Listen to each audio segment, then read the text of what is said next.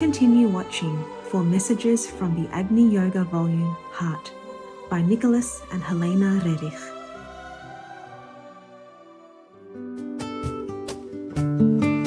Ivangeno Andrve Saintly Viewers. Ivangeno Andrve translates to Have you been well in the Ainu language, one of the regional languages of the island of Sakhalin. I am Alexander. The happy people of Sakhalin pray to heaven to bless and keep you safe always.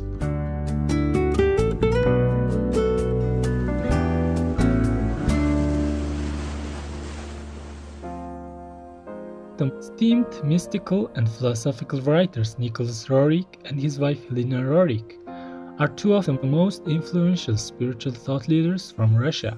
They are recognized for founding a doctrine called Agni Yoga, also known as living ethics, believed to be a synthesis of all yogas, spiritual disciplines.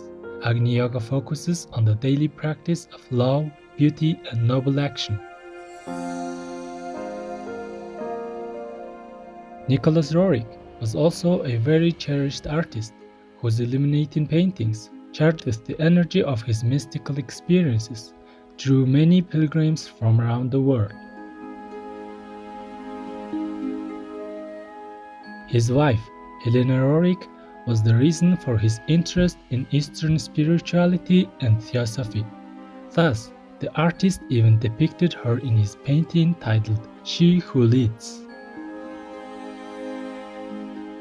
Traveling extensively throughout Asia to deepen their spiritual studies, the Roerichs eventually met their master in Darjeeling, India.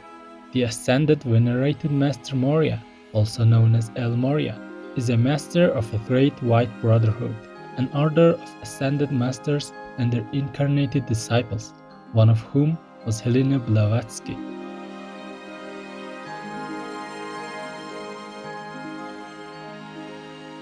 In fact, Master Moria inspired the founding of the Theosophical Society, and to the Roerichs, he was the inspiration behind all of their noble ideals for the world.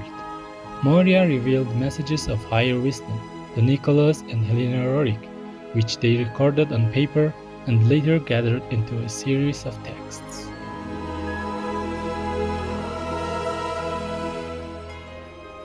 Today we continue with an excerpt from Helena and Nicholas Roerich's volume, Heart, which is part of the series entitled Science of Agni Yoga.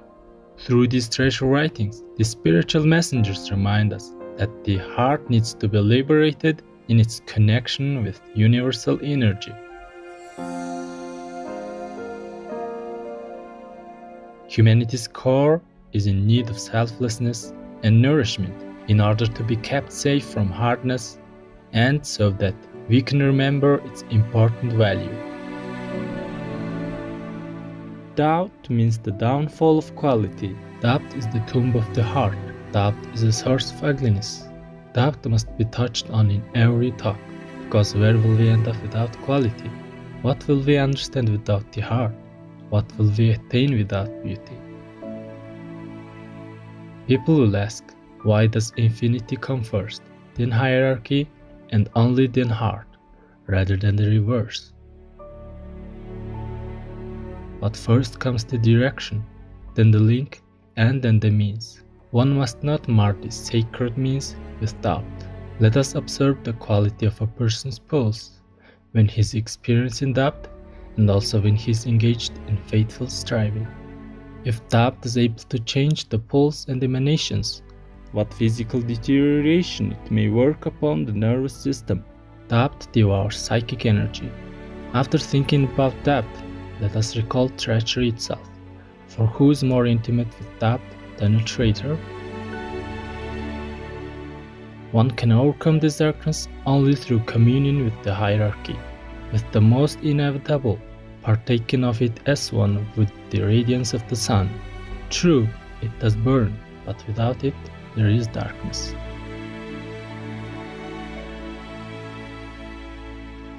The heart may be the focus, but it is the least egocentric of all. Not egoism dwells in the heart, but a feeling that embraces all humanity. Only reasoning shrouds the heart in a web of egocentricity.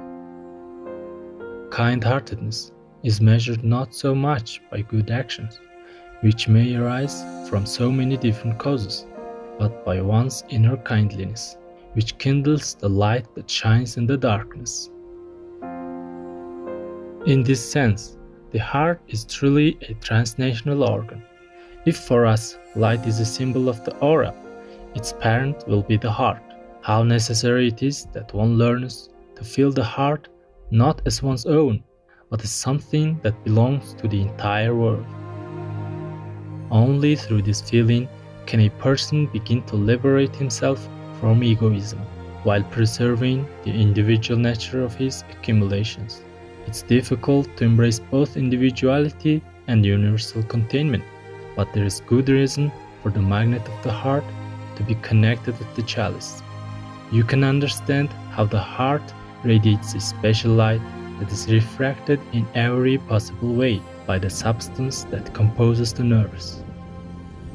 The crystal of the psychic energy can be colored in so many ways. It is very difficult to purify the heart if the web of egoism is making it fat. The fat of egoism is a bestial inheritance. The pure accumulations of individuality can explain things of which the reason cannot even conceive. It is especially difficult to impress someone with a notion that has never entered the circle of his imagination. The heart is considered the palace of the imagination. How is it possible to move forward if the power of imagination is missing?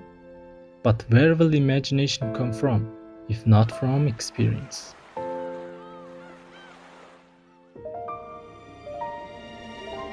Heartlessness is nothing but an uncultured state of the heart. Faint-heartedness arises from limitation of thinking. Intolerance belongs to the same family of abominations, all of which degrade the sacred vessel of the heart.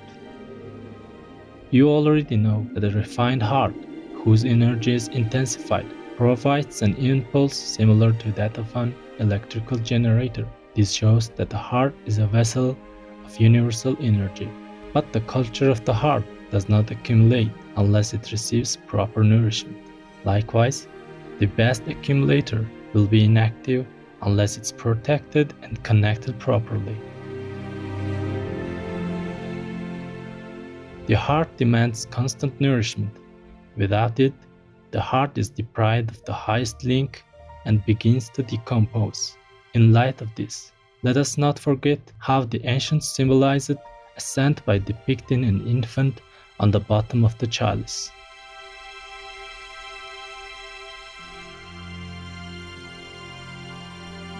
By conducting a rarely performed experiment, you can see how the heart reflects even distant earthquakes and other world events. You can note how not only cosmic perturbations, but even reflections of the spirit's radiation act over great distances.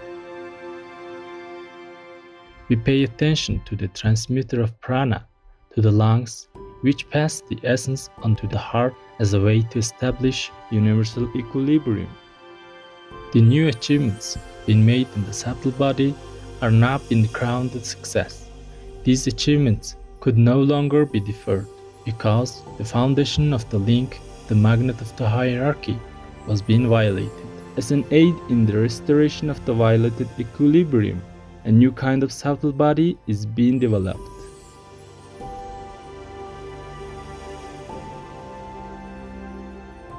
When the treasures of energy exceed the treasures of the heart and straight knowledge, a co-worker mentor is usually sent to establish equilibrium. A professor actually was attached to Washington, and the sage of the mountain was with Genghis Khan. Many similar examples could be cited. You should regard this as in something that enhances their activity, not as an absolute requirement. There are also many examples when men of action rejected such cooperation, thereby bringing irreparable harm not only to themselves but also to the common good. We have experienced such refusals time and again. Precisely, it was the heart's lack of development that prevented an increase in the possibilities that had been built up by past accumulations. Our hand will not get tired of extending the saving thread to the heart, who can justly say that we were late in offering help. But we can cite many occasions when our messenger was frozen by people's heartlessness. It is so hard to bring into action the potential of the heart.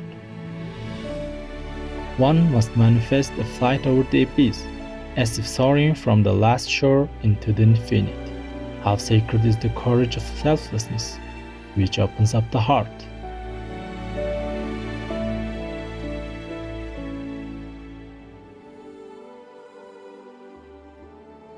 Can you picture what a humanity with healthy bodies and uncultured hearts would be like? It is difficult even to imagine such a feast of darkness. All the illnesses and infirmities in the world are unable to restrain the rampant madness of the heart.